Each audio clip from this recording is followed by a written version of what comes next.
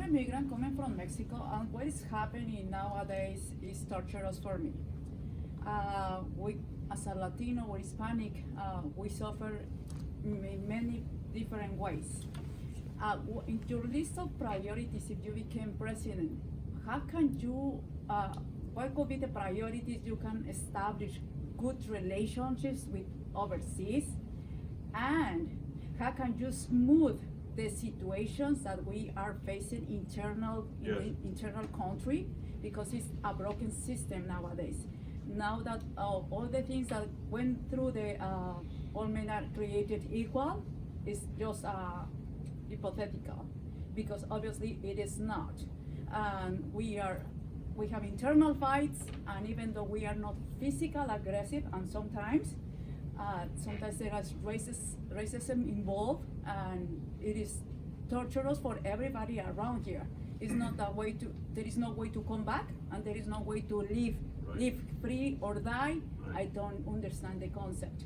So what is your list of priorities? What can you do to solve this problem? Thank you very much for asking the question. It's very high on my list of priorities. One reason it's high on my list of priorities is that the school district that I used to run was 57% Latino. It was 57% Latino, 20% African American, and 20% white. And so when I got to the, and even then I was working on immigration issues, because we had to change our state law so that people that were undocumented could qualify for in-state tuition.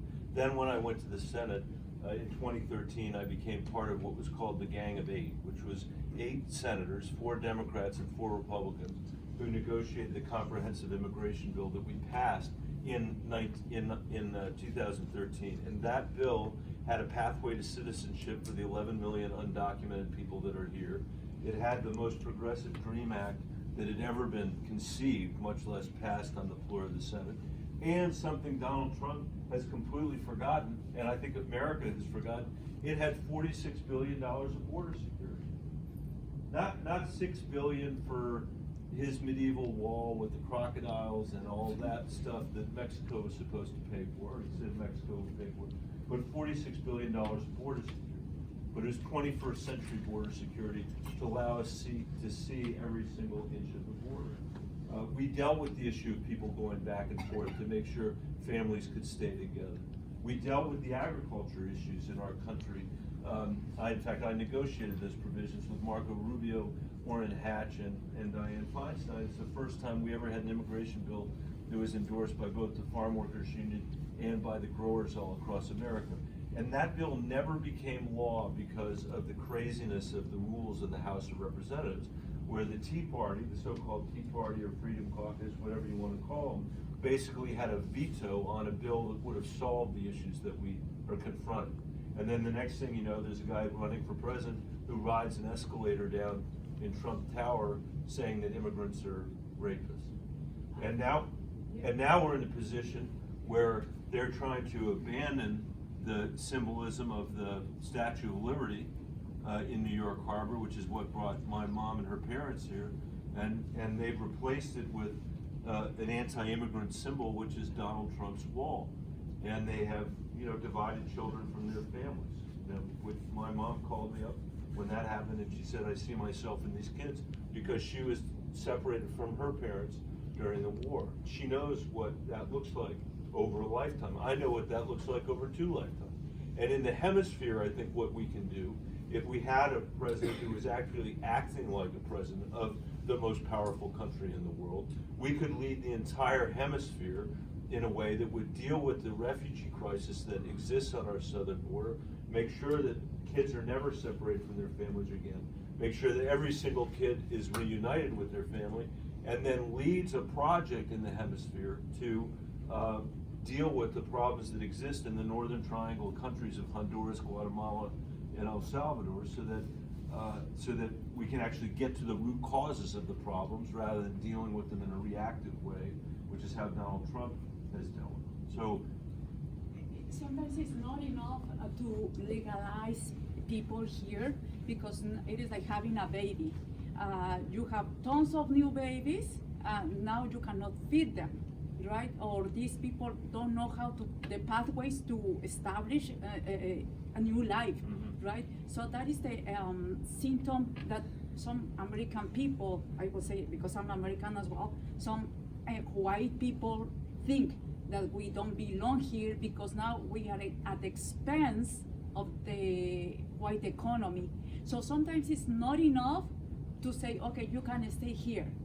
Okay, you can stay here, but I'm going to give you all the empowerment you need to grow up, because otherwise you are going to become the problem. If I don't have the resources, I'm here, okay, I'm here, you can solve the problem of, I'm here illegal, you can solve the problem, that's great. But now what? Now what? I cannot, you cannot prove if I'm here legal or illegal. I can get stopped anyways, I can get aggressions anyways. There is no way that you can prove I'm here illegal or illegal.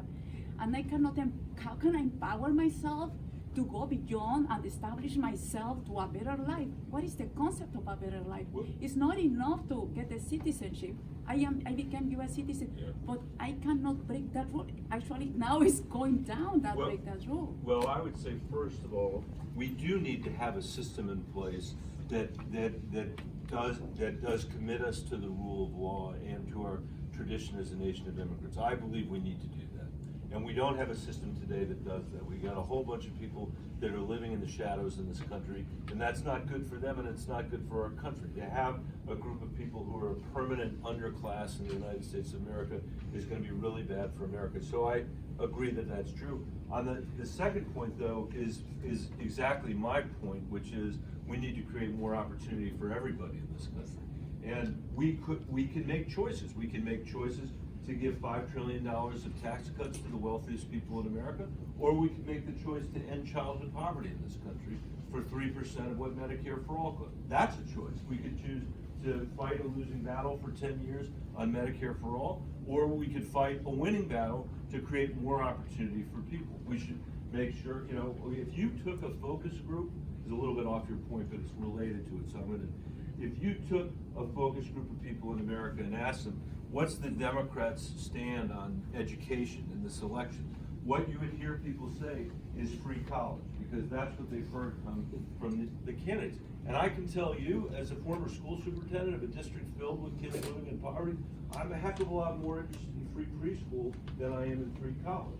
And a lot more interested in what we're gonna do for the kids that are graduating from high school and not going to college, who need to earn a living wage from the beginning, because it's the only way that they're going to have the chance to be able to provide for their family and build their economy over time.